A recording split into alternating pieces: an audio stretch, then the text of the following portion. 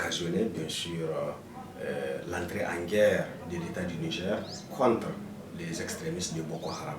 Donc cette entrée en guerre a occasionné bien sûr des déplacés internes, l'accueil des réfugiés, mais aussi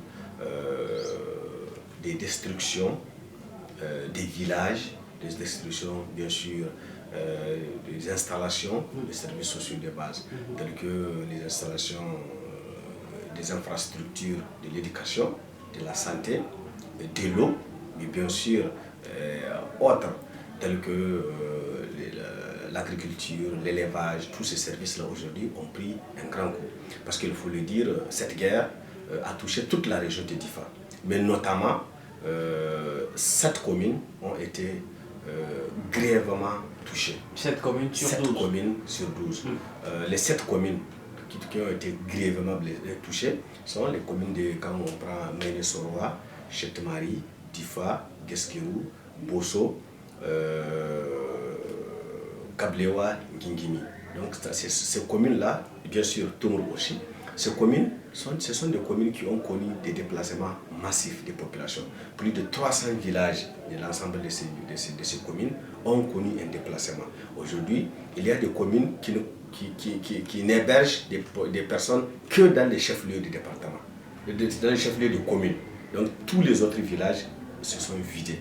Ce qui veut dire que les infrastructures éducatives, les infrastructures sanitaires et tous les autres services se sont anéantis et n'offrent plus de services. Donc l'État et ses partenaires, bien sûr, ont fait des efforts, bien sûr, de reconstitution de ces services en regroupant certains villages pour offrir les services minimums, bien sûr, parce qu'il faudrait créer des écoles ou des centres de santé souvent mobiles ou bien aléatoires. Par exemple, il faut aller déposer à un endroit où les gens peuvent venir demander l'offre en santé ou en éducation. Donc tout ça là, ce sont des services, je ne dirais pas dérisoires, mais quand même qui ne sont pas tellement efficaces. Mais quand même, l'État et ses partenaires font des efforts. Aujourd'hui, c'est l'éducation, la santé et les autres services qui prennent un coup ou qui ont pris un coup grave. Par exemple, quand nous prenons l'éducation, aujourd'hui, à un certain moment, de 2015 jusqu'en 2018-19, plus de 100 écoles sont restées fermées. Donc l'État est en train de faire des efforts aujourd'hui pour regrouper les écoles et rouvrir pour que les enfants puissent aller à l'école et recevoir de l'instruction. Donc, dans ces conditions, on ne va pas dire que c'est un service de qualité, mais quand même, c'est un service qu'il faut offrir à défaut du bien. Par exemple, quand on prend la santé, c'est la même chose aujourd'hui. La santé, ce sont des services de santé souvent mobiles qu'on offre. Vous allez voir, c'est un kit ou bien c'est une ambulance ou bien c'est un service mobile qui ouvre ses portes le matin et qui ferme le soir. Donc, vous voyez tout ça là pour vous dire combien ces services sociaux de base, notamment la santé et l'éducation, qui sont bien sûr les principaux qui ont pris un coup et qui continuent de prendre malgré les efforts qui sont en train d'être déployés pour atténuer évidemment les souffrances ou bien pour atténuer l'ignorance que va engendrer à la longue.